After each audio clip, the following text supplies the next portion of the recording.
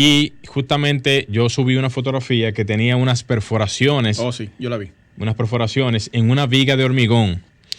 Miren, señores, esa imagen yo la subí justamente porque me llamó la atención ver cómo la perforación traspasaba la viga de hormigón. Y yo subí la fotografía preguntando justamente a algunos colegas guruses en el área de la ingeniería y estructuralistas que si es permitido, que si es correcto, que si es saludable, estructuralmente hablando, hacerle una perforación a un elemento estructural que se supone no debe de tener ningún tipo de perforación en ese sentido, porque cuando tú haces esa perforación, tú te llevas el acero. En algún punto donde esa perforación pasa, puede llevarse un estribo o puede llevarse un acero vertical de la columna o viga en ese ejemplo. Y se supone que el acero estructural hace una función específica dependiendo del tipo de elemento que se tenga y automáticamente tú perforas la viga, le estás quitando continuidad al elemento estructural. Eso es correcto. Por lo tanto, cuando se diseña una viga y se hace un estudio un cálculo de cuantía mínima, se supone que ese acero está ahí para hacer una función específica. Si tú haces una perforación y cortas el acero, entonces ya está dejando de funcionar ese acero. O sea, nadie me puede decir a mí que está funcionando igual el elemento estructural. Por lo tanto, esto yo lo traigo quizás como una especie de comentario porque me pareció interesante ver cómo en un elemento estructural importante, llámese una viga, ver estas perforaciones y ver realmente que no fueron una ni dos, fueron 6 o 8 perforaciones las que yo vi en ese punto.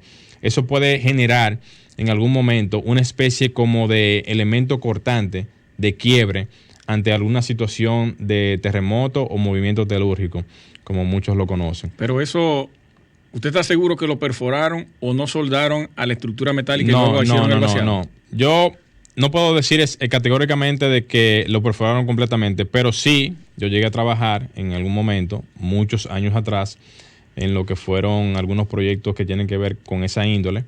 Y verifiqué y vi realmente que sí se hacían las perforaciones en esas otras instalaciones. Entonces, en ese, yo me imagino que es el mismo criterio, es perforando la viga completa. Y yo sé que en aquella ocasión, cuando yo vi esa perforación, vi que sí se llevaban, o sea, que se cortaban algunos elementos de acero, porque cuando tú haces la perforación y tú no sabes exactamente por dónde pasa el acero, tú te puedes llevar una línea de acero.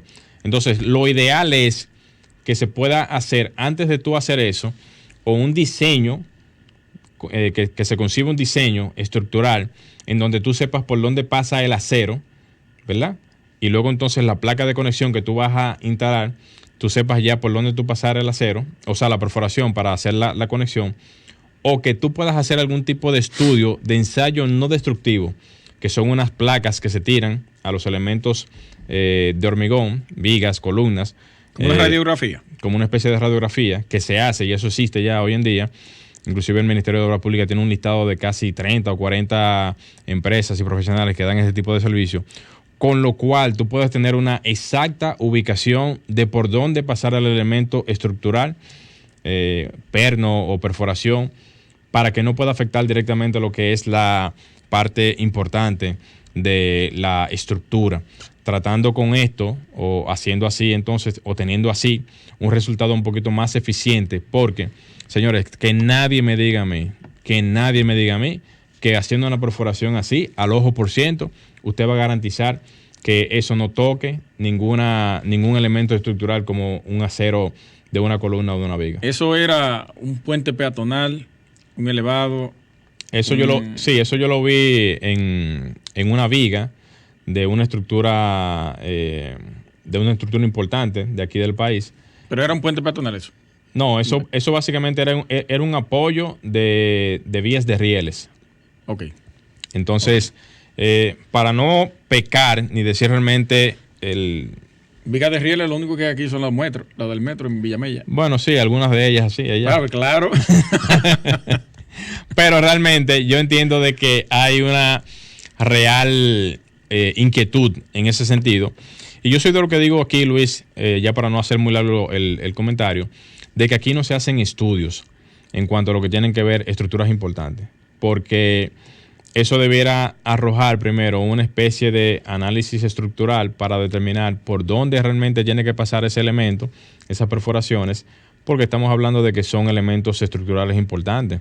O sea, si aplicamos eso a cualquier tipo de estructura, cuando usted va a hacer una ampliación, cuando usted va a hacer, por ejemplo, algún proyecto que tenga que ver con un reforzamiento, todas esas condiciones tienen que ser verificadas y analizadas por un estructuralista que diga y autorice por dónde hacer los refuerzos necesarios, por dónde hacer o sea, cuáles son las recomendaciones en sí, porque para todo hay un librito, para todo hay una forma de cómo hacerse.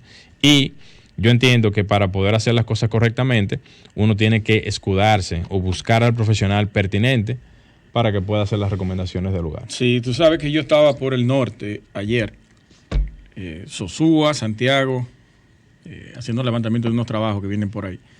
Y uno de los puentes peatonales en el tramo carretero de Santiago a Navarrete, hay dos casi llegando al cruce de Navarrete. Uno de ellos, que era donde me iba a juntar con una persona, observé que la viga de ese elemento estructural prefabricado había sido impactada quizá por un camión, que es lo que me imagino que pasó por ahí, y estaba totalmente en cuero toda la parte de los aceros. Y un quiebre horizontal y luego hacía un doblez vertical hacia abajo, al apoyo del centro de la carretera. O sea que tiene dos elementos, uno y uno, de cada lado de las vías. Uno de esos, totalmente roto en el centro.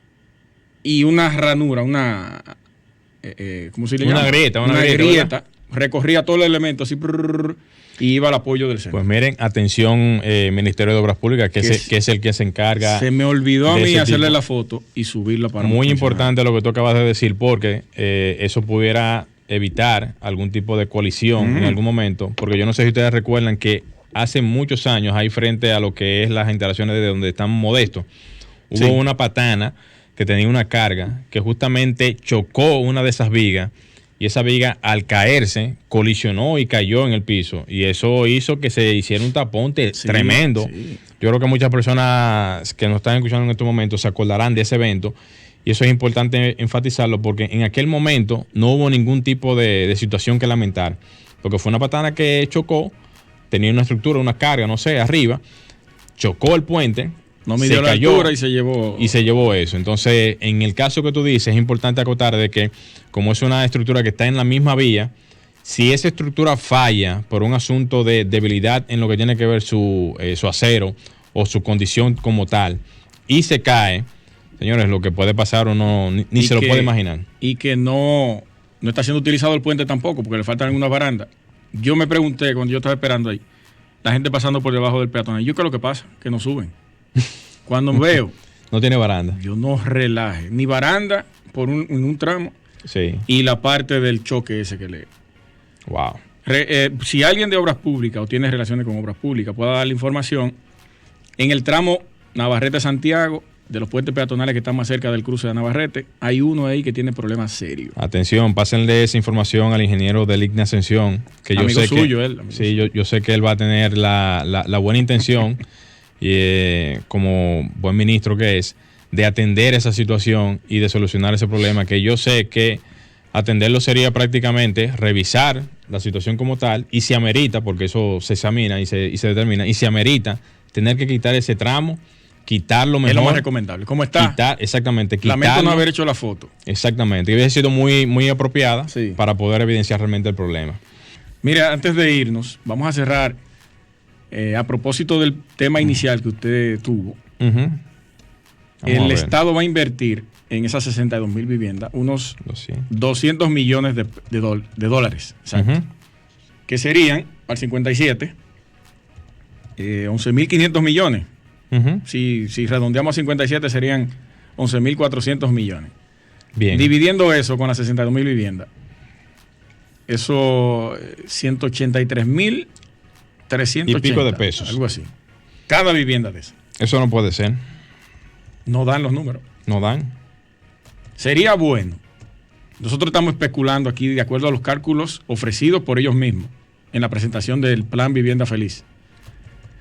200 millones la inversión total, multiplicado por la tasa del dólar actual, redondeamos a 57, da el total de 11.400 millones de pesos para esas 62.000 viviendas. Y dividiéndolo por esa misma cantidad de viviendas, nos da 183.000. Yo hice un cálculo rápido y me dio casi 200.000 pesos redondo. Y te digo la verdad, como quiera no da. Es que no. No da, porque estamos hablando de que, bueno... Y eso categorizando las viviendas del mismo nivel. Claro, y te voy a decir algo ya para completarte la idea. Si tuviésemos por lo menos el diseño, cómo va a ser la vivienda, de qué tipo, cuáles materiales y todo eso, tuviésemos quizá a lo mejor un poquito más de acercamiento a esos números, pero los números indican de que 200.000 pesos en términos reales y más como están los materiales de construcción y todo lo que aborda eso no da para nada. Pero hermano, la vivienda más barata es de 850.000, algo así, y la más cara va a subir a 4 millones y pico. Bueno. ¿Cómo vamos a... No, vamos a eso ahí. Atención, nos gustaría saber realmente quién nos puede pasar la información, obviamente, de cómo se va a manejar este proyecto, cómo va a ser la manera en cómo se va a abordar realmente los costos. Si fue un error el número de 200 millones de dólares. Bueno, hay que ver. O hasta qué punto abarcan esos 200 millones de dólares. Llegamos a la parte final de arquitectura. Vamos arriba. Vamos a despedirnos. Señores, muchísimas gracias por su sintonía. El próximo domingo estaremos con ustedes una vez más. Mi compañero Gleiner Morel, Luis Taveras y Franklin Tiburcio en los controles. Hasta pronto.